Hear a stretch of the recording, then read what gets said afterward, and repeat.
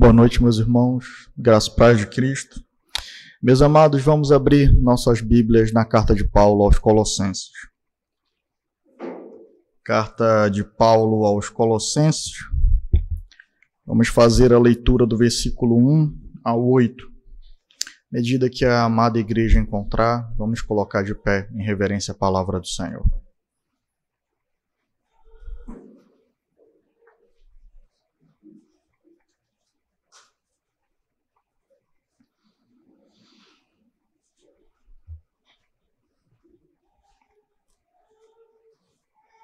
Leiamos. Paulo, apóstolo de Cristo Jesus, pela vontade de Deus, e o irmão Timóteo, aos santos e fiéis irmãos em Cristo que estão em Colossos, que a graça e a paz de Deus, nosso Pai, estejam com vocês. Damos sempre graças a Deus, Pai de nosso Senhor Jesus Cristo, quando oramos por vocês. Desde que ouvimos da fé que vocês têm em Cristo Jesus e do amor que vocês têm por todos os santos, por causa da esperança que está guardada para vocês nos céus. Desta esperança, vocês ouviram falar anteriormente, por meio da palavra da verdade do Evangelho, que chegou até vocês. Esse Evangelho está produzindo fruto e crescendo em todo o mundo, assim como acontece entre vocês, desde o dia em que a ouviram e entenderam a graça de Deus na verdade. Isso vocês aprenderam de Epáfras, nosso amado conservo, e em relação a vocês, fiel ministro de Cristo, o qual também nos contou do amor que vocês têm no Espírito. Vamos ao Senhor em oração. Deus bendito e santo, suplicamos, Pai, que o Senhor ensine o nosso coração nesse momento pelo Teu Santo Espírito, Senhor. Abre, Senhor Deus, e ilumina as mentes, opera no coração, Senhor Deus. Transforma, Senhor Deus, vidas, é o que nós imploramos a Ti. Nos ensina acerca das marcas de uma genuína conversão, Senhor, de forma que nós possamos colocar nosso coração à prova diante da Tua palavra e ver se nos achamos de fato nela, Senhor. Vermos se Tu testemunha de que a nossa conversão é genuína, Senhor. Caso contrário, que haja clamor e pranto e arrependimento, Senhor, libertação e salvação nesta noite. E aqueles, Senhor Deus, que forem confirmados, Senhor, que o Senhor traga consolo, fortalecimento, Senhor Deus, e aumento em santidade e piedade. É o que nós suplicamos a Ti em Cristo e Te agradecemos. Amém, Senhor. Amém. Poder sentar, irmãos.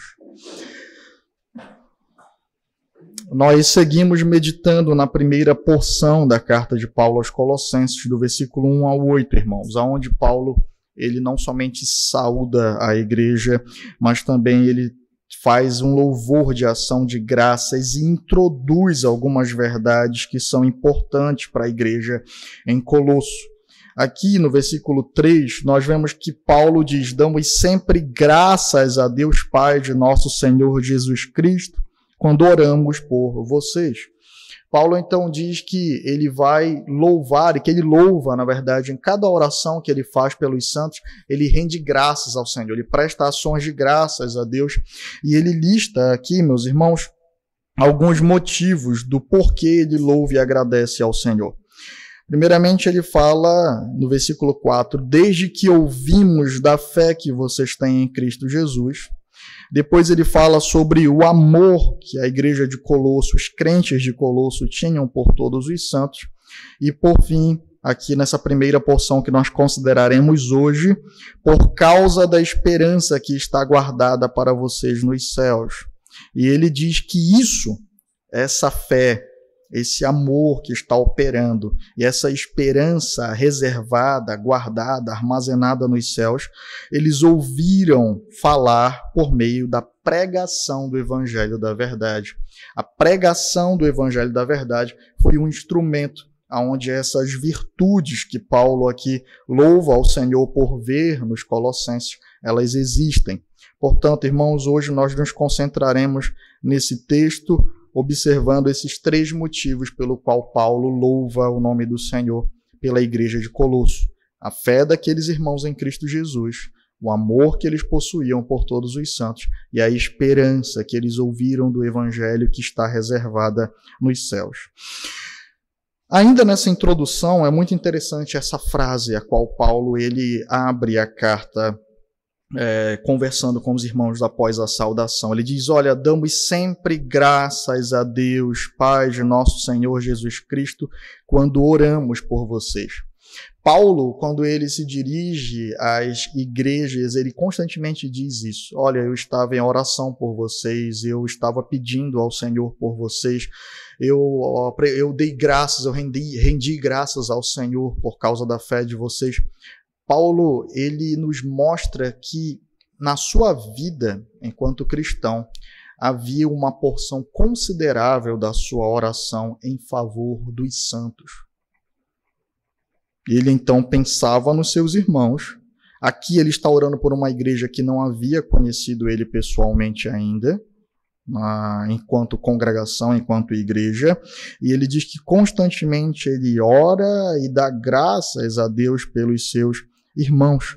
Nós vemos que Paulo é alguém exercitado na prática da oração pelos seus irmãos, meus irmãos. E isso deve também já desde o início, exortar a nossa vida e nos levar a pensar como a nossa oração ela é preenchida. Como é que a nossa súplica e a nossa ação de graça ao Senhor ela é preenchida. Algumas pessoas têm uma oração pagã diante dele. E isso é algo que o próprio Senhor Jesus Cristo diz quando ele ensina em Mateus, no capítulo 6, a orar.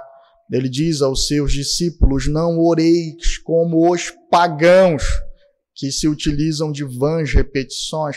Não oreis como aqueles que são hipócritas e oram para ser visto diante dos homens. Cristo, portanto, nos ensina em Mateus 6 que há uma maneira correta de orar. Depois dessa exortação, nós lemos em Lucas que os apóstolos se aproximam de Jesus e diz, mestre, então nos ensina a orar. E aí sim o Senhor ensina a oração do Pai Nosso. E ela está marcada pelo plural. Pai nosso que está nos céus, santificado seja o teu nome, venha a nós o teu reino, seja feita a tua vontade, assim na terra como no céu, o pão nosso. Portanto, Cristo nos mostra que existe um caráter individual de oração, sim, que deve ser posto diante do Senhor, as nossas aflições, as nossas lutas, as nossas petições, mas existe um caráter plural e comunitário na oração que não pode ser esquecido e abandonado. As pessoas se exercitam em falar mal dos seus irmãos, em difamar os seus irmãos, mas não se exercitam em orar pelos seus irmãos. A oração pelos crentes faz parte da vida dos servos do Senhor. E Paulo diz que ele estava orando pelos colossenses após ter ouvido sobre aquela igreja. E ele lista então os motivos que nós passaremos a considerar na pregação de hoje, irmãos. Ele diz que ele rendeu graças ao Senhor porque ele via que os colossenses tinham uma fé genuína, porque eles amavam a todos os santos e porque eles confiavam na esperança que foi entregues a ele no Evangelho. Fé, esperança e amor. 3 marcas de uma conversão genuína. Fé, esperança e amor. Isso não é novo. Vamos abrir em primeira carta aos Tessalonicenses, capítulo 1. Paulo ele diz a mesma coisa quando ele testemunha da fé daqueles irmãos de Tessalônica. Capítulo 1, versículo 2. Tessalonicenses, primeira carta de Paulo aos Tessalonicenses 1, versículo 2. Sempre damos graças a Deus por todos vocês, fazendo menção de vocês em nossas orações, e sem cessar, lembrando-nos diante do nosso Deus e Pai da operosidade da fé que vocês têm, da dedicação do amor de vocês e da firmeza da esperança que têm em nosso Senhor Jesus Cristo. Novamente, Paulo diz, olha, irmãos, eu agradeço a Deus porque eu vejo em vocês fé, esperança e amor. Eu vejo em vocês a operosidade da fé, eu vejo em vocês dedicação de amor, eu vejo em vocês firmeza na esperança que vocês têm no Senhor Jesus Cristo. Você fala, poxa, mas Paulo escreve isso para Colossenses e também para os de Tessalônica? Sim, porque a conversão e a natureza da fé é a mesma, irmãos.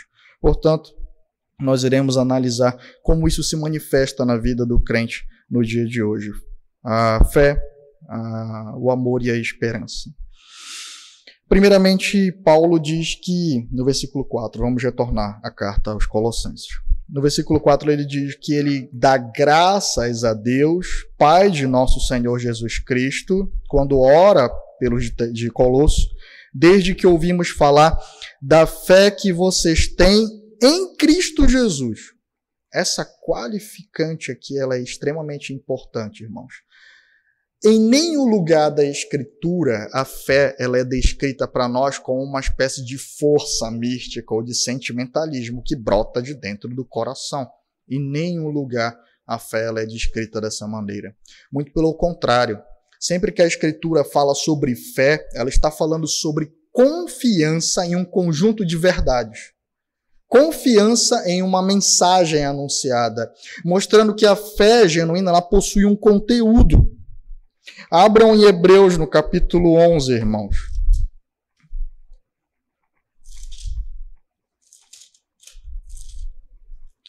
Hebreus capítulo 11. Vamos ler do versículo 1 até o versículo 6. Hebreus 11, 1 ao 6. Vamos apenas ter um aperitivo desse capítulo tão importante no livro de Hebreus e na Escritura. Hebreus 11. Ora, a fé é a certeza de coisas que se esperam, a convicção de fatos que não se veem, pois pela fé os antigos obtiveram bom testemunho. Observem, pela fé entendemos que o universo foi formado pela palavra de Deus, de maneira que o visível veio a existir das coisas que não são visíveis. Aonde isso aqui é visto, irmãos? Você estava quando o Senhor criou o universo? Não. Como nós cremos nisso e sabemos disso, e sabemos que isso é verdade? Porque a Escritura do Senhor nos comunicou. Ela inicia dizendo, no princípio, Deus criou os céus e a terra. Então ele diz, pela fé, ele dá um exemplo, nós sabemos que o universo foi formado. Ela tem uma certeza na mensagem que foi anunciada. Foi formado pela palavra de Deus, de maneira que o visível veio a existir das coisas que não são visíveis. E ele continua, pela fé, Abel ofereceu a Deus um sacrifício mais excelente do que Caim, pelo qual obteve testemunho de ser justo, tendo aprovação de Deus quanto às suas ofertas. Por meio da fé, mesmo depois de morto, ainda fala. O Senhor, ele estabeleceu as ofertas que deveriam ser entregues para ele. Mas Abel, ele não tinha ainda uma visão clara de como o cordeiro representava o Messias e deveria então ser imolado para poder agradar a Deus. Ele não tinha todo esse conteúdo, mas o Senhor disse, faça e assim você me agradará. E então Abel vai lá e sacrifica um cordeiro. E Caim então tenta fazer do seu jeito, ele não crê na palavra de Deus. E por isso então ele é afastado e banido de perto do Senhor. Depois ele continua, pela fé Enoque foi levado a fim de não passar pela morte, não foi achado porque Deus o havia levado, pois antes de ser levado, obteve testemunho de que havia agradado a Deus. Versículo 6, de fato, sem fé é impossível agradar a Deus, porque é necessário que aquele que se aproxima de Deus creia que ele existe e recompensa os que o buscam. A fé, portanto, ela está alicerçada nas verdades da palavra do Senhor. Esse é o conteúdo de uma fé genuína. E aqui ele fala sobre Enoque, né, irmãos? Ele diz que Enoque foi trasladado, ele foi levado a fim de não passar pela morte. E nós podemos ver a expressão da fé de Enoque. A fé de Enoque ela foi expressa pelo próprio Enoque. Abra sua Bíblia no livro de Enoque. Não, né? Não existe. Abra sua Bíblia no livro de Judas. Tá? Abra sua Bíblia no livro de Judas.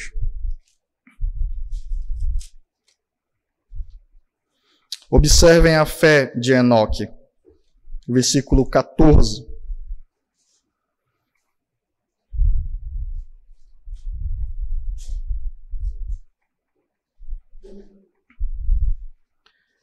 Foi a respeito deles que também profetizou Enoque, o sétimo depois de Adão, ou seja, exatamente o Enoque que nós estamos considerando, dizendo, Eis que o Senhor vem com milhares de seus santos para exercer juízo contra todos e para convencer todos os ímpios a respeito de todas as obras ímpias que praticaram e a respeito de todas as palavras insolentes que ímpios pecadores proferiram contra ele. Aqui está a fé de Enoque, de que o Senhor ele viria responder à maldade que estava sobre a terra, de que ele viria trazer justiça, que ele viria convencer os ímpios das suas obras más.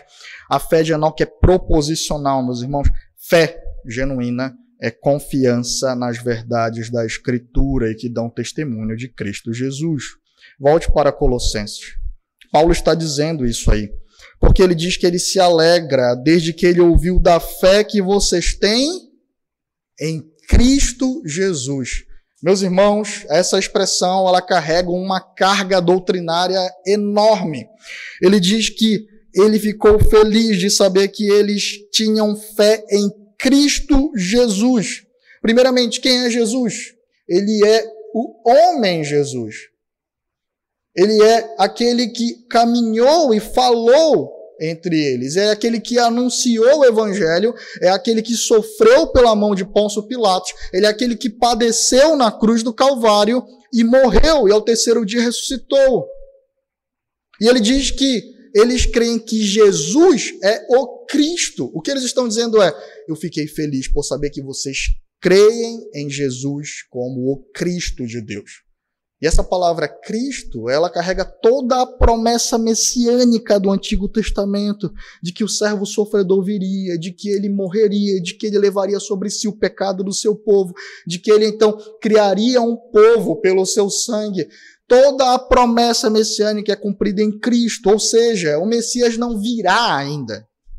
Eles creem que Jesus é o Cristo de Deus. Portanto, observem a carga doutrinária que essa expressão traz. Paulo diz: estou feliz e rendo graças a Deus que vocês ouviram o evangelho de que Jesus, ele é o Cristo do Senhor, o Cristo prometido, o Messias por meio de quem seus pecados são perdoados. A fé é proposicional, irmãos.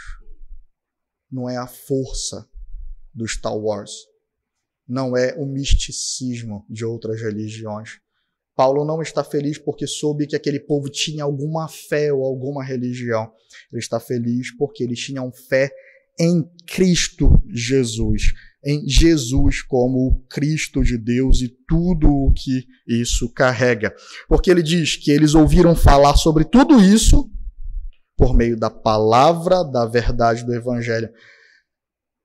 A expressão aqui, palavra, ela também pode ser traduzida facilmente por mensagem, pela mensagem da verdade do Evangelho. A fé cristã está alicerçada sobre verdades.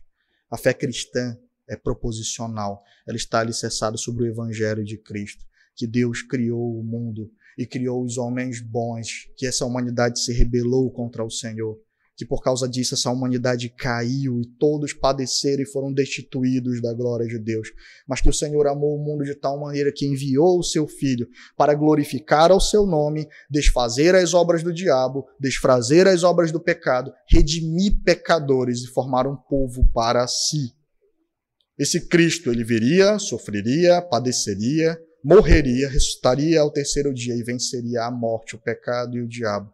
Ele é Deus encarnado, ele é o verbo do Senhor. Ele é aquele por quem os pecados são perdoados. E você vai ver que Paulo, dos versículos 13 até o 23, ele exalta o Senhor e fala da natureza de Cristo e fala da obra dele, demonstrando que esse é o evangelho que vocês ouviram de Epáfras. Portanto, quando Paulo fala sobre fé, e lembrem-se, nós estamos em uma carta, ele está falando sobre a proposição, as verdades que aqueles homens confiam. Fé genuína está alicerçada no evangelho genuíno do Senhor. Isso é muito importante, porque falsos mestres estavam atacando a igreja, e eles estavam atacando as verdades do evangelho. E o que Paulo faz?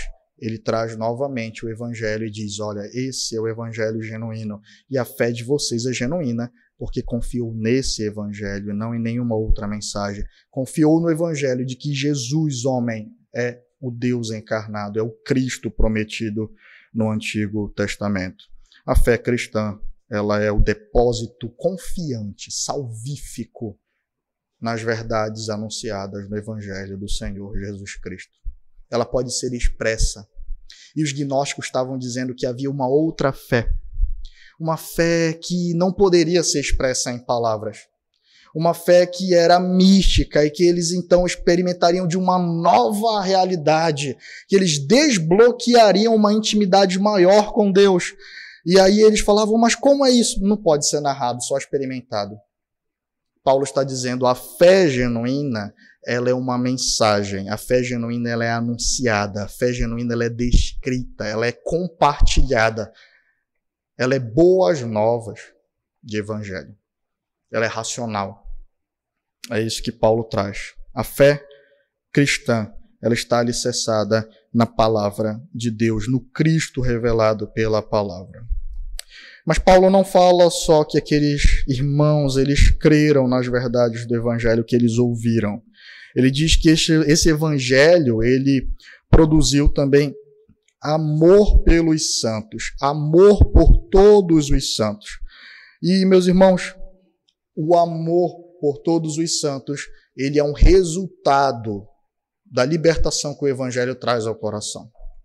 Quando Paulo ele está escrevendo aos Efésios, e ele vai explicar a natureza da igreja, e ele vai dizer que a igreja ela é formada de judeus e gentios, ele diz que por meio da sua cruz, Cristo reconciliou os homens com Deus, mas que por meio da cruz, Cristo derrubou também a parede de separação que estava entre os homens e os homens. O que o pecado gerou como consequência não foi só ódio a Deus, mas foi ódio do homem contra o homem, de maneira que ele deseja utilizar o homem como seu instrumento, seu escravo, seu instrumento de desejo, de satisfação, seja isso em todas as áreas. É por isso que constantemente quando Paulo ele está falando sobre a vida cristã entre os irmãos, entre homem e mulher, ele diz, olha homens, não sejam como os ímpios, que oprimem as suas esposas, que xingam as suas esposas. Não sejam como os ímpios, que tratam as suas esposas como lixo. Amem as suas esposas como Cristo ama a igreja. Porque o Senhor gerou um amor genuíno para que você possa fazer isso.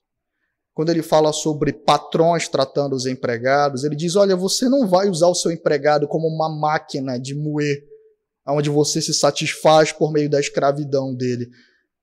Conduza-o com amor e com misericórdia, porque você tem um Senhor no céu e você tem que se espelhar no senhorio dele.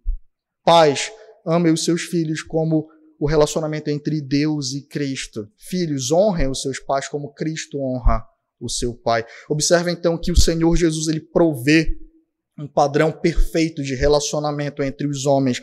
E ele então derruba a parede de separação entre os homens e então favorece o coração dos crentes uns para com os outros. Ele faz com que os crentes agora passem a se relacionar com a humanidade como Cristo é o padrão de relação com essa humanidade. Portanto, nós precisamos entender, e Cristo diz isso, que uma das marcas de que o povo de Deus é povo de Deus, e o Senhor fala isso tanto em João 15 como em João 17. Ele fala isso na primeira epístola de João, também João enfatiza muito isso, é que os apóstolos, os santos, os servos do Senhor se amariam como o Senhor nos ama. E isso é um testemunho de um amor genuíno. Vamos abrir aí Mateus 22, 36 e 40, entender que isso não é algo novo, não é algo que é trazido no Novo Testamento. Mateus 22, 36 a 40.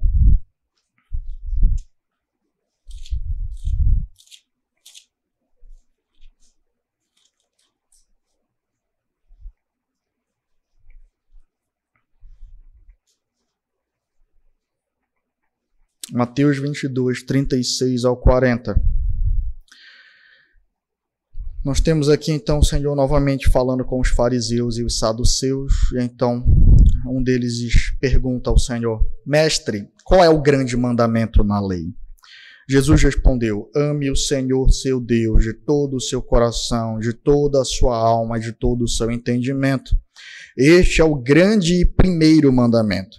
E o segundo, semelhante a este, é ame o seu próximo como você ama a si mesmo. Destes 2 mandamentos dependem toda a lei e os profetas. O que o Senhor está dizendo para nós aqui é algo muito interessante. Ele está dizendo, olha, toda a lei e os profetas, eles são resumidos nesse propósito, que Deus seja amado acima de todas as coisas, e um que é semelhante a esse é que você ame o próximo como a si mesmo. Disso depende toda a lei e os profetas. O Senhor está dizendo, olha, se você pega, por exemplo, os 10 mandamentos, que é conhecido como o resumo, a centralidade da lei, você didaticamente pode dividir ele em 2 categorias de mandamentos. Você tem mandamentos diretamente em submissão e em prol do Senhor, quando nós vemos que nós não devemos adorar outros deuses, não podemos fazer imagens para adorar a Deus, devemos preservar a nossa boca no 3º mandamento de falar o nome de Deus em vão e devemos santificar um dia de adoração para o Senhor, mas depois nós temos os outros mandamentos de honrar o pai e a mãe, de não matar, de não cobiçar. Portanto, nós vemos que os mandamentos eles estão divididos em mandamentos diretamente em louvor ao Senhor e em mandamentos em prol do próximo. E eu digo diretamente porque, como eles são mandamentos de Deus, todos eles, na verdade, estão em submissão ao Senhor e são ordens do Senhor. Portanto, o Senhor está dizendo, Deus ordena, por meio de toda a lei dos profetas, o propósito é que ele seja amado, exaltado e entronizado, e que o seu povo, então, reflita esse amor, esse serviço de amor entre eles. Agora, é interessante o Senhor dizer que esse é o propósito da lei e dos profetas. E aqui, meus irmãos, existem 3 problemas que quando nós lemos sobre amor na Escritura, nós conseguimos identificar na igreja. Primeiro, é um conceito mundano de amor. Quando nós lemos a palavra do Senhor, nós vemos que muitos dentro da igreja têm conceituado o amor e pensado no amor como o mundo pensa no amor, como uma espécie de sentimentalismo, como uma espécie de emocionalismo que não gera resultados. Tiago, ele combate isso na sua epístola. Ele diz quando aparece um pobre ou uma viúva e diz, olha, eu não tenho com o que comer, eu não tenho o que vestir, eu não tenho suprimentos, e você diz, olha, que Deus te abençoe, vai em paz. Isso é sentimentalismo, não serve de nada, é estéril. Esse amor sentimental que o mundo prega não é o amor que nós vemos ser conceituados na Escritura.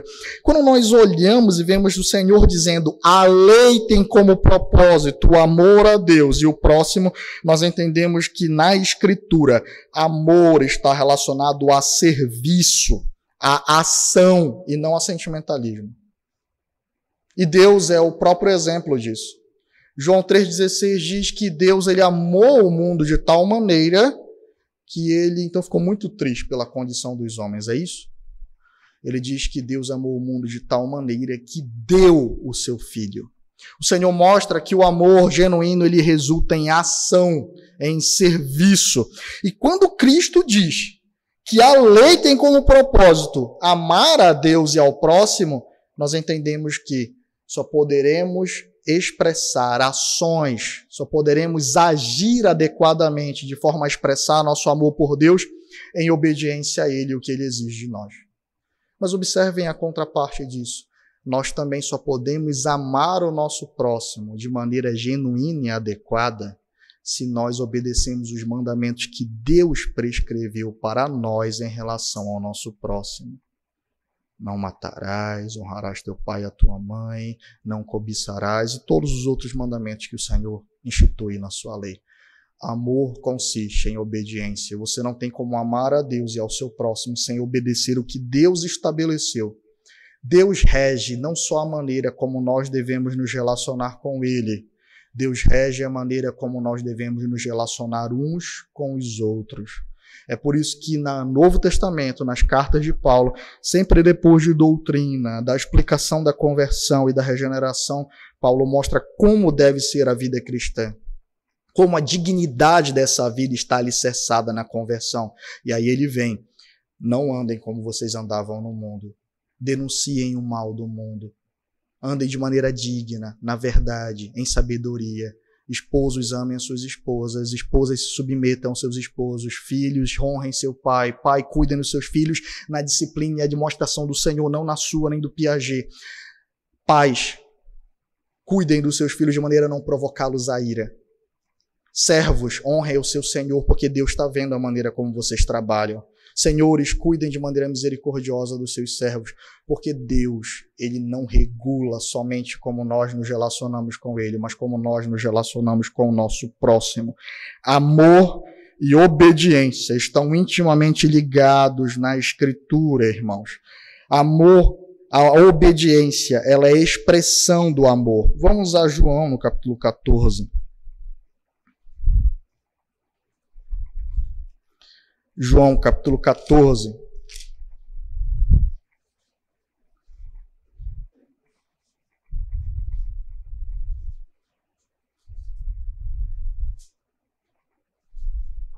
Vamos abrir aí no versículo 15, irmãos.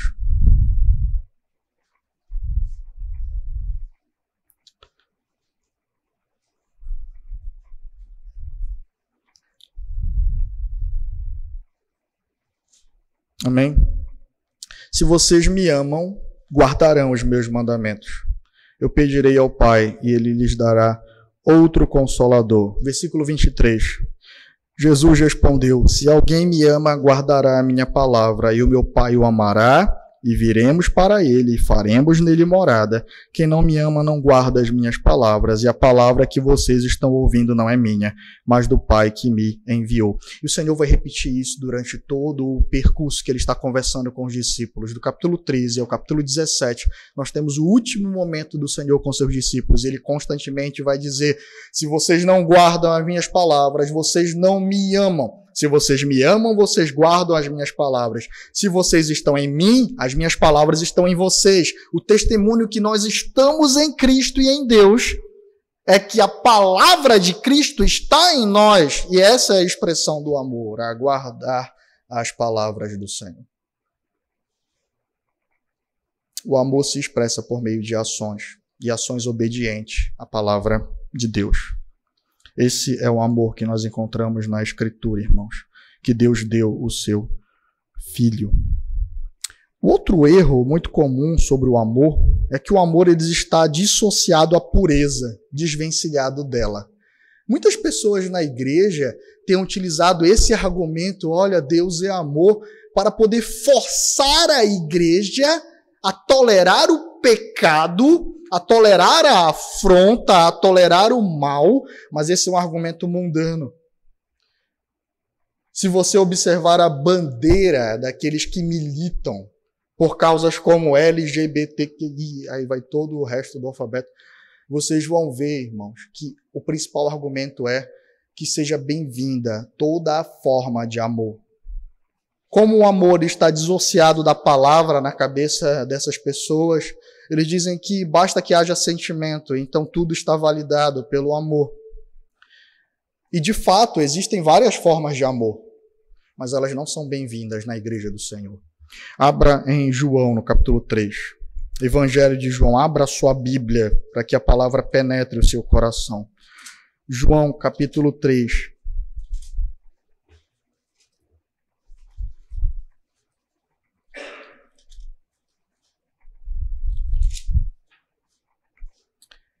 Vamos ler o versículo 17. Porque Deus enviou o seu Filho ao mundo, não para que condenasse o mundo, mas para que o mundo fosse salvo por ele. Quem nele crê não é condenado, mas o que não crê já está condenado, porque não crê no nome do unigênito Filho de Deus. Então ele está falando: Deus amou o mundo e enviou o Filho. Mas se você não crê nele, você vai sofrer juízo. E agora, em um versículo tão próximo, que prova que muitos crentes não leem a Escritura, observem qual é a condenação. Versículo 19. A condenação é esta: a luz veio ao mundo, mas os homens amaram mais as trevas do que a luz, porque as suas obras eram más. Pois todo aquele que pratica o mal detesta a luz e não se aproxima da luz, para que as suas obras não sejam reprovadas. Quem pratica a verdade se aproxima da luz, para que as suas obras sejam manifestas, porque são feitas em Deus. Nem toda forma de amor é bem-vinda. O amor às trevas não é bem-vindo. O amor ao pecado não é bem-vindo. A condenação é essa, que Deus amou o mundo e enviou o seu Filho, e os homens amaram as trevas e rejeitaram a Cristo. Amaram o pecado e rejeitaram o que era bom. Amaram a Satanás e o diabo, meus irmãos. Amaram a carne e rejeitaram o Filho de Deus. Portanto, se você ama a Cristo, você é diferente do amor das trevas. Por eles amarem as trevas, eles amam a Satanás, o pecado e o mundo. Mas por eu amar a Cristo, eu amo a glória e a santidade de Deus. O amor está relacionado à pureza e não à tolerância ao pecado.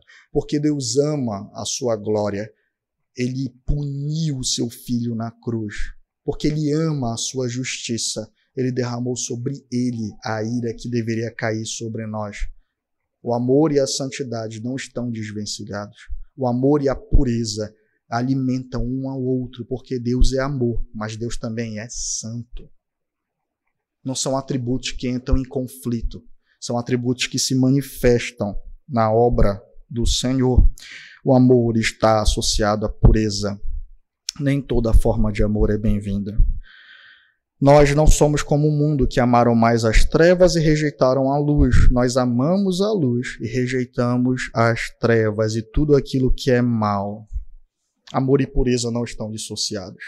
Um terceiro problema grave em relação ao amor, e lembrem-se, olha o que Paulo diz. Vamos voltar à Epístola aos Colossenses. Ele diz que ele ouviu da fé que eles tinham em Cristo Jesus e do amor que vocês têm por todos os santos, aqueles que estão consagrados a Deus, aqueles que estão vivendo em piedade diante do Senhor. Paulo mesmo aqui no texto nos mostra que amor e santidade e pureza, eles fazem parte, meus irmãos, do coração do crente junto. Essa argumentação de que por causa do amor o pecado tem que ser tolerado e mantido na igreja não encontra fundamento na Escritura. Ele é uma afronta a Cristo e a sua obra. O terceiro problema que eu vejo em relação ao amor, e que Paulo aqui diz: eu fico feliz, eu louvo a Deus por causa do amor que vocês têm por todos os santos, é que, meus irmãos, as pessoas pensam no amor de maneira egoísta e não altruísta. É muito interessante isso. Eu me lembro de uma história que um pastor mais velho me contou. Um homem, um servo de Satanás, ele praticou um ato de profanação em uma igreja. Ele deitou e teve relações com uma jovem naquela igreja. E aí aquele homem apontava, defendendo ele, dizendo: eles têm que ter amor! Muito irado. É uma grande contradição. Porque geralmente as pessoas pensam no amor como um ato de alguém para com alguém, de um ato de alguém para comigo, mas nunca de um ato que o Senhor exige de mim. As pessoas reclamam do amor, mas elas nunca criticam a si mesmas sobre como estão exercendo o amor. Paulo diz que ele agradece a Deus porque aquela igreja demonstrava amor para com todos os santos. Essa noção de amor egoísta é mundana. Essa noção de amor onde eu sou bajulado e eu me dissocio do que eu estou praticando e da vida que eu levo e da maneira como eu trato meus irmãos. E eu sempre entendo de amor como eu sendo o objeto do amor, eu sendo aquele que deve receber amor, eu sendo aquele que deve ser amado. É algo mundano, é algo egocêntrico. Nunca nós pensamos em como nós estamos amando e se nós estamos amando. Mas o amor bíblico, ele é altruísta, ele está preocupado como ele está sendo exercido. O crente, ele está preocupado em como o amor está fluindo dele. Como Deus exige que ele ame.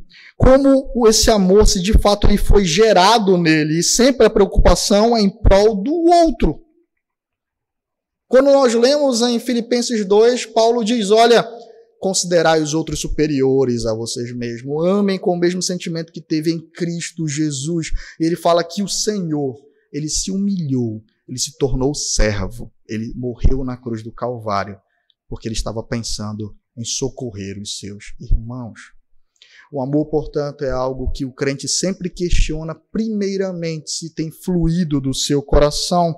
Pessoas que falam sobre amor, conseguem falar em como deveriam ser amados, difamando o irmão, demonstrando ódio, como eu dei o exemplo do homem que falava sobre amor. Eles se exercitam no mal, se exercitam na fofoca, se exercitam na língua maldita, se exercitam na difamação, falam mal de todo mundo, aclamando o amor. É uma grande hipocrisia, irmãos. Eles não se exercitam no amor, não se exercitam na preservação do outro, mas ainda assim falam muito sobre amor, porque tem uma visão egoísta de amor, que não consiste em serviço, como nós vemos o primeiro aspecto, que não consiste em obediência à palavra de Deus, que não consiste, meus irmãos, em humilhação, mas que consiste em ser exaltado, ter o seu ego protegido, que não consiste em pureza, mas que ele possa viver a vida como ele bem entender, como ela bem quiser, cuidar da sua família como muito bem tiver a fim, e a igreja não tem que se meter em nada disso, porque a igreja é o lugar do amor. Isso não se encontra definido na Escritura. Paulo diz: eu louvo a Deus porque vocês experimentaram de um evangelho genuíno e por causa do amor que vocês têm para com todos os santos. E logo em seguida ele vai dizer: olha, esses homens que estão no meio de vocês, falando mal da fé, falando mal de Epáfras, esses homens que estão dizendo que tem uma outra forma de alcançar a Cristo, banam do meio de vocês. Tirem do meio de vocês, porque eles são enviados de Satanás. Eles amam a mentira, eles amam uma falsa piedade, eles amam coisas que Deus não ama, mas que o Senhor odeia. Observem então, meus irmãos, que quando nós falamos sobre amor, a Escritura nos diz o que é amor, porque Deus é amor. Ela não nos autoriza a redefinir isso conforme a nossa própria cabeça. O amor, meus irmãos, é uma marca de que os santos se amam e estão em Cristo. Ele não é sentimental, ele não é a parte da pureza, ele não é a parte da verdade, e ele nos leva a defender e a batalhar pela fé e a se preocupar em como nós estamos amando o outro, e não se nós estamos sendo bajulados e amados por todos os outros sem amar de fato ninguém. Depois Paulo fala sobre a esperança. Esse é o terceiro motivo que nós veremos hoje pelo qual Paulo louva o nome do Senhor pela igreja de Colosso. Ele diz: nós rendemos graças a Deus porque nós ouvimos da fé que vocês têm em Cristo Jesus, ou seja, ela é genuína, está alicerçada no evangelho que vocês ouviram, do amor que vocês têm pelos santos e por causa da esperança que está guardada para vocês nos céus. Desta esperança vocês ouviram falar anteriormente por meio da palavra da verdade do Evangelho. E aqui, meus irmãos, o que é essa esperança? Esperança é algo que nós aguardamos. Quando nós temos esperança, nós estamos aguardando algo ser entregue, algo ser manifesto na Escritura. Quando nós falamos sobre a esperança dos crentes, nós estamos falando sobre aquilo que nós aguardamos enquanto crente. E Paulo diz que a nossa esperança, ela está guardada nos céus. A palavra guardada aqui é reservada, protegida, como se ela estivesse ali nos esperando alcançá-la, nos esperando para nos receber. Ela não vai ser removida dali, ela está protegida, ela está armazenada, ela está retida em Cristo Jesus, ela está retida nos céus. E quando nós falamos sobre esperança, irmãos, nós estamos falando sobre as promessas do Senhor para os crentes. O Evangelho, então, ele traz uma fé genuína, ele fala sobre a redenção em Cristo Jesus. Ele fala sobre como agora nós iremos nos relacionar com Deus e com o próximo, mas o Evangelho também traz promessas para os crentes. Ele fala sobre qual é a nossa esperança, o que então na consumação dos séculos nós iremos receber enquanto cristãos. Quando nós damos prosseguimento à leitura da epístola, isso fica muito claro. Observem o versículo 21, do capítulo 1 mesmo. Paulo diz: vocês que no passado eram estranhos e inimigos no entendimento pelas obras más que praticavam, agora, porém, ele os reconciliou no corpo da sua carne, mediante a sua morte, para apresentá-los diante dele santos, inculpáveis e irrepreensíveis, se é que vocês permanecem na fé, alicerçados firmes, não se deixando afastar da esperança do evangelho que vocês ouviram e que foi pregado a toda criatura debaixo do céu, do qual eu, Paulo, me tornei ministro. A palavra esperança aqui, ela assume dois sentidos muito profundos. Primeiramente, quando nós olhamos para o evangelho de Cristo, ele era a esperança aguardada. Isaías diz que um povo que estava em trevas finalmente viu uma grande luz. Quando Davi fala sobre a sua morte, ele diz: o Senhor não deixará que a minha alma ela pereça em corrupção. Davi fala sobre ressurreição. Os santos do Antigo Testamento falam sobre promessas que seriam alcançadas na manifestação de Cristo. E então o Evangelho, ele é o Evangelho da esperança, porque ele então vem e ele atende à esperança que estava prometida, mas Cristo também traz ainda promessas para o futuro e que serão entregues na consumação dos séculos. Paulo muito provavelmente está falando sobre essa esperança aqui, aquilo que está guardado para os crentes no céu, ou seja, que vai ser entregue em um momento posterior. E aqui ele fala sobre santidade, inculpabilidade e irrepreensibilidade. Nós seremos totalmente livres do pecado e apresentados diante de Cristo. Mas não somente isso. No capítulo 3, vamos ler o 3, 1 a 4. Paulo fala sobre o nosso encontro eterno com Cristo e a nossa glorificação nele. Observem. Capítulo 3. Portanto, se vocês foram ressuscitados juntamente com Cristo, busquem as coisas lá do alto, onde Cristo vive, assentado à direita de Deus. Pensem nas coisas lá do alto e não nas que são aqui da terra, porque vocês morreram e a vida de vocês está oculta juntamente com Cristo em Deus. Quando Cristo, que é a vida de vocês, se manifestar, então vocês também serão manifestados com ele em glória. Isso é uma promessa, isso é uma esperança. E Paulo está lembrando os crentes da esperança que movem o coração deles. Quando nós vamos ao capítulo 4 da mesma epístola, em Colossenses, do versículo 23 e 24, novamente Paulo finalizando a epístola traz isso, irmãos. Perdão, no capítulo 3, versículos 23 e 24. Tudo o que fizerem, capítulo 3, 23 e 24, tudo o que fizerem, façam de todo o coração, como para o Senhor e não para as pessoas, sabendo que receberão do Senhor a recompensa da herança. É a Cristo, o Senhor, que vocês estão servindo. Então, essa herança, essa recompensa, a libertação dos pecados, a glorificação em Cristo, são promessas, são esperanças que os crentes nutrem o coração. São promessas e esperanças que estão guardadas e não vão ser abaladas. Quando nós vamos para a epístola do apóstolo Pedro, e vale a pena nós lermos, porque ela lança muita luz ao que nós estamos tratando, vá para 1 Pedro 1, nós vamos ver que Pedro utiliza exatamente as mesmas palavras de Paulo. E ele desenvolve a questão da esperança, lançando luz, então, ao que nós estamos lendo. Primeira epístola do apóstolo Pedro, capítulo 1.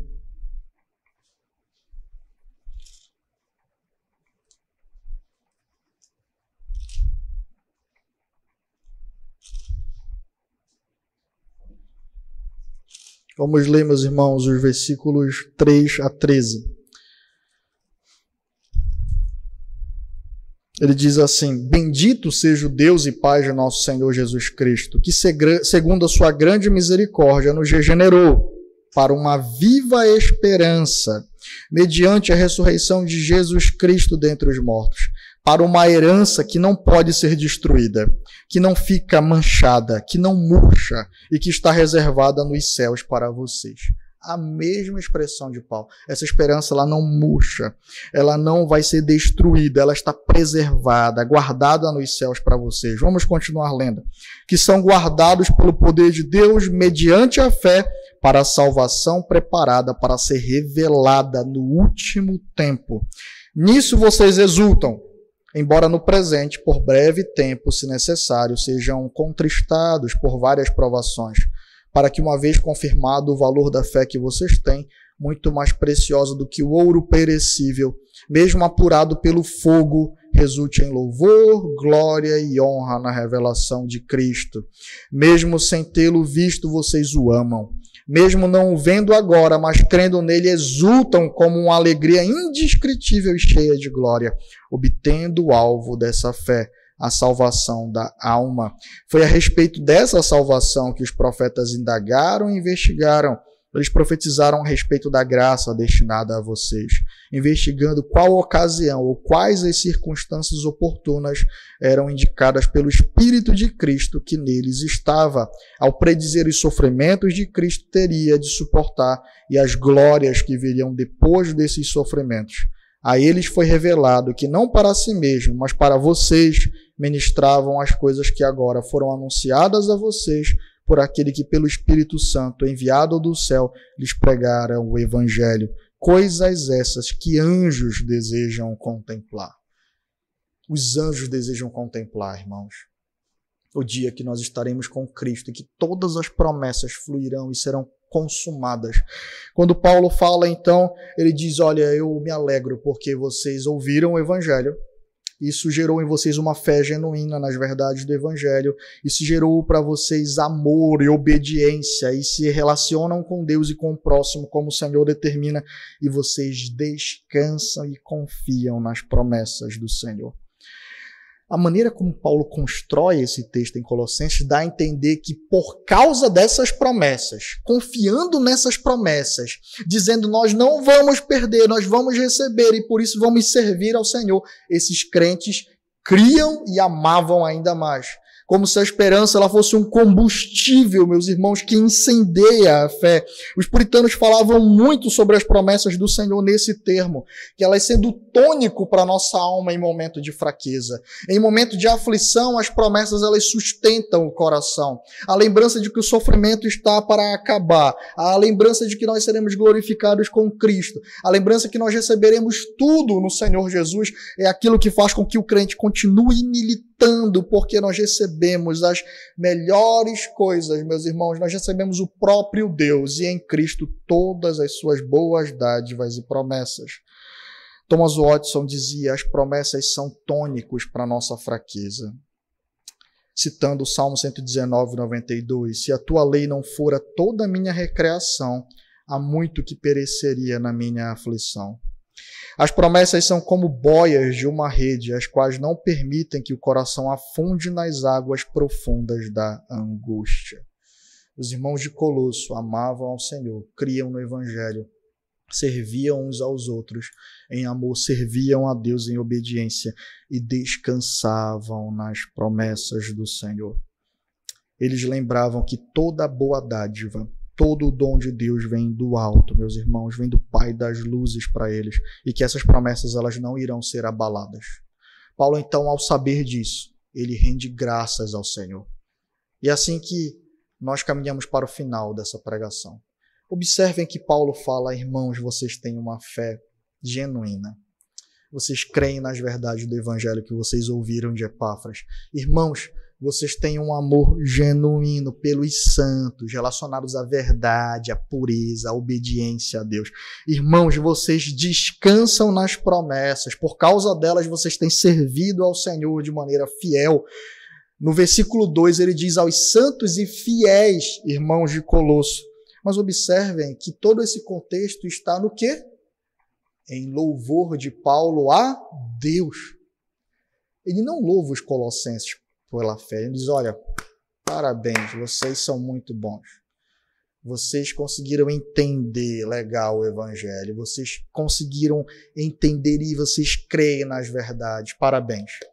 Parabéns, olha, vocês amam muito uns aos outros. Parabéns, vocês estão servindo uns aos outros como o Senhor estabeleceu na sua palavra. Parabéns que vocês não esmorecem por causa das esperanças. Não. Ele diz, eu rendo graças a Deus pelo que eu vejo em vocês. Porque tudo isso quem opera é o Senhor, irmãos. Paulo não diz que ele louva os colossenses. Ele diz: eu rendo graças a Deus quando eu fico ouvindo dos relatos sobre a fé, o amor e o descanso de vocês na esperança do Evangelho. Glória seja dada a ti, Senhor. E ele diz: Colossenses, vocês têm uma fé genuína, porque nada disso pode ser visto, nada disso pode ser experimentado se Deus não agir e transformar o coração. Nada disso pode ser experimentado se o Evangelho não converter genuinamente um coração. Nada disso é real se o Senhor não operar no coração. E é por isso que, ao saber que vocês creem uma fé genuína, que vocês amam como devem amar e descansam nas esperanças do Senhor, eu rendo louvores ao Deus desse Evangelho maravilhoso. Porque antes vocês estavam em mais obras, perversão, perdição, orgulho intelectual, alienação, inúteis de pensamento. É isso que Paulo diz. Mas agora vocês creram no Evangelho. Vocês amam a Deus e os santos, quando na verdade antes vocês odiavam. Vocês confiam nas promessas do Senhor e a buscam.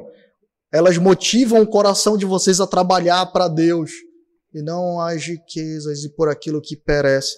E nada disso pode ser experimentado se o Senhor não agisse com o Evangelho e transformasse vocês de uma vez por todas.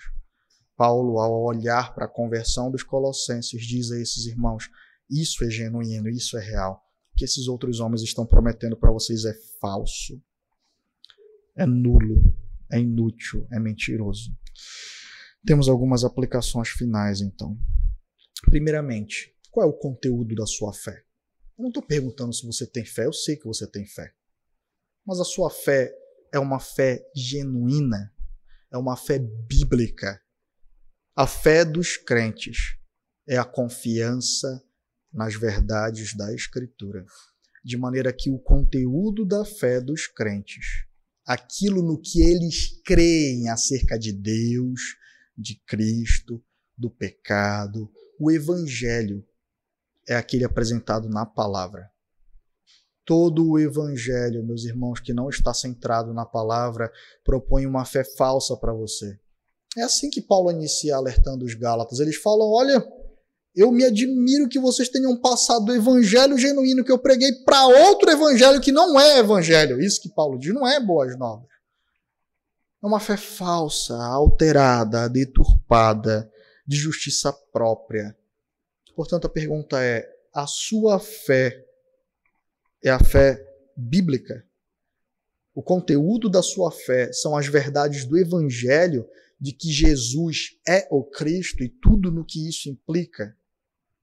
A sua fé tem as promessas do Antigo Testamento acerca do Messias, que o Cristo veria, e confia no Novo Testamento e na sua revelação de que esse Cristo é Jesus e ele é o Deus homem? Se a sua fé é sobre Deus não é no Deus da Escritura, no Cristo da Escritura, no Evangelho da Escritura, você não experimentou de uma fé genuína, de maneira que aquilo que eu penso sobre Deus e Cristo importa sim. Essa questão mística de que não importa o que você conhece da Escritura, o que você sabe do Evangelho, o que você pensa de Cristo, nada disso importa. Isso é falso. Porque o que liberta o coração da mentira, das trevas, das cadeias de Satanás é a verdade de Cristo, é a verdade do Evangelho. Paulo disse: tudo isso que vocês experimentaram foi pela palavra da verdade do Evangelho. 2 Coríntios 4, o Senhor diz que Satanás cega o entendimento dos incrédulos, mas Deus brilha pela verdade do Evangelho na mente dos crentes. O Evangelho, meus irmãos, é uma mensagem, e aqueles que creem na obra de Cristo revelada nele, esses sim experimentam de uma fé genuína. Mas essa fé genuína, ela não é seca, ela não é morta. Ela muda o coração, ela transforma o coração e ela faz com que pecadores rebeldes, pecadores que eram escravos da carne, do diabo, do mundo, agora tomem sobre si o jugo de Cristo, que é suave e leve. Você sabe o que é um jugo? É aquilo que se põe sobre animais para conduzi-los. Cristo diz: abandonem o jugo do pecado, abandonem o serviço a Satanás, tomem o meu jugo, o meu senhorio. Ninguém pode chamar a Cristo de Salvador se não chama de Senhor. Portanto, todos a quem Cristo redimiu são salvos e assenhoreados por Ele. Ele nos expoliou de Satanás, Ele nos comprou com o seu sangue e nós pertencemos a Ele agora. Propriedade exclusiva de Deus, servos do Senhor. Portanto, essa fé genuína gera um coração obediente, que demonstra o seu amor a Deus e ao próximo, por meio de se relacionar com Deus e com o próximo da maneira como o Senhor estabelece na sua palavra. O genuíno amor ele é demonstrado em ação e obediência, em serviço. Consiste em servir a Deus e ao próximo. Qual é o tipo de amor que você tem experimentado? Aquele que tolera o mal, aquele que tolera a impureza, aquele que não produz mudança de vida. Esse não é amor do Evangelho, é amor às trevas. Amor daqueles homens que rejeitam a luz porque amaram mais as trevas do que a luz. Aquele que ama a Deus, ama a luz e não tem parte com as obras das trevas. Não tem parte com o que as trevas amam, com aquilo que é corrupto. O amor e a santidade, elas estão unidas, meus irmãos, na cruz, e nós vemos ela. Nós vemos em Cristo o amor e a santidade sendo manifesta. Nós vemos no Cristo que curou enfermos, que pregou a pecadores, que comeu com gentios e publicanos e anunciou a mensagem do Evangelho. O mesmo que diz: raça de víboras, vocês irão ser condenados no inferno se não abandonarem essa falsa religião de vocês. O Senhor confrontou pecadores. O Senhor comeu com pecadores e anunciou a mensagem para eles e disse: vocês irão para o inferno se recusarem essa mensagem. De maneira que eles escutam João 6, o discurso do Senhor, a qual o Senhor diz: olha, se vocês não participarem da minha carne e do meu sangue, vocês não têm parte comigo, e eles vão embora. O discurso do Senhor sobre transformação é intenso, é de arrependimento, e Nicodemos pergunta: o que eu preciso alcançar para entrar no reino dos céus? Não te admires que eu te diga, tu tens que nascer de novo, Nicodemos, caso contrário você não verá a Deus. Esse é o Cristo que nós vemos no Evangelho, a luz que revela o pecado e convida pecadores a amar a luz e deixar as trevas, o diabo e Satanás. Terceiro, você tem pensado na maneira como você tem amado os seus irmãos? Ou será que você entende que você é o objeto de todo o amor do mundo, ao ponto que o seu ego deve ser bajulado, o seu pecado tolerado, você não admite admoestação, você não admite liderança, você não se submete. Você tem um coração avesso à palavra do Senhor, avesso à admoestação, avesso à exortação, avesso àquilo que afasta você do mal. Ou será que você tem pensado se você de fato tem amado aos seus irmãos? Será que você é aquele que fala sobre o amor difamando constantemente os seus irmãos nas esquinas, com língua maldita, com língua maledicente, aquilo que é desagradável ao Senhor? Ou será que você tem orado e se exercitado na oração, e se exercitado na misericórdia, e se exercitado na aflição pelos santos? Esse é o genuíno amor. Ele é altruísta. Ele não está preocupado consigo mesmo em última medida. Quarto, você tem conseguido descansar nas promessas do Senhor? Você quer ver uma prova prática se você está ou não descansando nas promessas do Senhor? O seu coração está buscando descanso em quê? Você diz para si mesmo: eu vou conseguir descansar quando eu me aposentar e ter o meu salário garantido todo o mês. Eu só vou conseguir descansar quando eu passar em um concurso público, e aí sim eu vou ter uma vida estável, meu coração vai estar em paz. Eu só vou conseguir descansar quando eu tiver uma terrinha, um pedaço de chão, que aí eu vou deixar alguma coisa para meus filhos. As pessoas que vivem assim, irmãos, não estão descansando nas promessas do Senhor, que são presentes e foram entregues agora a nós. Elas estão tentando construir um porto seguro. Elas estão tentando estabelecer a sua própria fonte de paz e de descanso. Mas isso não vai sobreviver nas aflições. Sabe uma coisa interessante? Que uma das marcas da perseguição da igreja, sabe o que era, irmãos? Nega a Cristo, senão eu vou te espoliar. Tem pessoas que não precisaram ser torturadas para negar a Cristo na época da perseguição. Só ameaçaram elas de espólio, de retirar as suas propriedades, de retirar os seus bens, de retirar os seus cargos públicos. E eles, na hora, abriram mão e negaram ao Senhor Jesus Cristo. Nós precisamos entender isso. Quando a perseguição chega, se o nosso coração não estiver depositado nas promessas do Senhor, nós não vamos estar estáveis, irmãos. Nós vamos fraquejar, nós vamos ceder, porque aquilo que me traz paz, de fato, eu não estou encontrando em Cristo, eu estou encontrando naquilo que eu idolatrei como objeto e alvo e propósito da minha vida. Mas quando o objeto, o alvo e o propósito da minha vida é estar com Cristo, é viver para Ele, é receber as promessas que estão prometidas e que só Ele pode entregar, meu coração experimenta de paz em diversas situações da vida. Entendam, irmãos, não é fácil. Nosso coração luta contra o descanso em Deus. Nosso coração luta contra as confianças na promessa do Senhor. Nós precisamos exercitar e dizer ao Senhor, ó Senhor, traz paz ao meu coração. Me leva, Senhor Deus, a descansar. Motiva o meu coração e o incendeia com as promessas que Tu prometestes. Assim, Senhor, como para alcançar o concurso, como para alcançar a casa própria, eu posso dedicar horas e mais horas e horas de estudo, Senhor Deus, e de batalha. Que as Tuas promessas me motivem a viver intensamente para Ti, Senhor Deus. Porque em Ti está a minha esperança. E as promessas do Senhor incendeiam a vida cristã.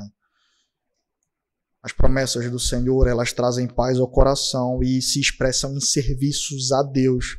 Mas quando o meu objeto está fora do Senhor, o meu serviço ele é desperdiçado e diluído para as coisas desse mundo. Entendam, não é pecado, irmãos, estudar para um concurso. É claro que não. Não é pecado se planejar e comprar. Não é pecado. Mas se você diz a você mesmo que é quando alcançar essas coisas que seu coração tiver paz, isso é uma demonstração que você não se satisfaz em Cristo. Se você nunca alcançar essas coisas, seu coração nunca terá paz, e a paz que excede todo o entendimento que é prometida no Senhor, e a eternidade e a glória, tudo que Ele oferece a nós e promete não é suficiente para que o nosso coração encontre paz, gozo, descanso e alegria? E é interessante como essas pessoas muitas vezes alcançam essas coisas e têm corações totalmente ansiosos, meus irmãos, corações que estão sempre sendo açoitados, coração que não consegue descansar.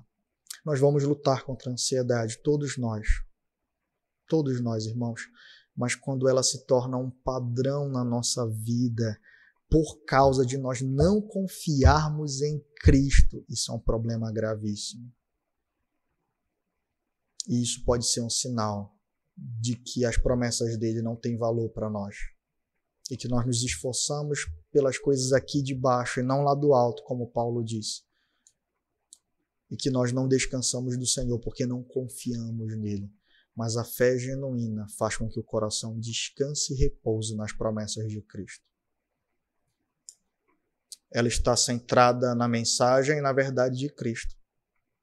Ela é conduzida pelo serviço a Deus e ao próximo como o serviço de Cristo. E ela descansa e confia no Senhor, nas suas promessas, na segurança que Ele nos oferece, de maneira que se eu estou negligenciando a minha família em prol da estabilidade financeira, se eu estou deixando como um legado miserável meus filhos somente dinheiro enquanto as suas almas afundam no inferno, isso é um sinal de que eu não confio no Senhor e nas suas promessas. A obediência do crente é energizada pelas promessas do Senhor. Se você não confia nas promessas, sua vida não será energizada para a obediência. Logo você não amará a Deus e ao seu próximo. Logo isso testemunha de que seu coração de fato não confia na verdade do Evangelho. Tudo está interligado, irmãos. De maneira que nós não podemos escolher algumas dessas características. Todas elas, juntas, testemunham de uma conversão genuína. Fé, amor e confiança nas promessas e esperança de Deus. Vamos ao Senhor em oração. Deus eterno e bendito, Deus santo, graças nós te damos pela tua palavra, Senhor. Nós rendemos glória a ti, porque tu comunicaste ao coração dos homens, ó Deus, fé genuína, Senhor. E por isso tu operaste no coração dos homens, Senhor Deus, o teu amor, Senhor. Um amor que se expressa, Senhor Deus, pela confiança e a obediência em ti. Um amor que é demonstrado por se relacionar e honrar a ti da maneira como tu exige, também cuidar e honrar ao nosso próximo como tu ordenas na tua palavra. Nós que antes, Senhor Deus, te odiávamos e odiávamos ao nosso próximo pela verdade do Evangelho, somos transformados para amar a ti, Senhor Deus, e ao próximo. Ó Senhor, nós que antes estávamos sem ti no mundo, como Paulo diz em Efésios, Senhor, nós estávamos sem esperança, nós estávamos, Senhor Deus, desgarrados, Senhor Deus, sobre a escravidão do pecado e do diabo. Agora fomos tornados teus filhos, co-herdeiros com Cristo, e recebemos a promessa de que nele encontraremos plenitude e suficiência para o nosso corpo e para a nossa alma, Senhor Deus. Na carne, Senhor Deus, e para toda a eternidade, Senhor.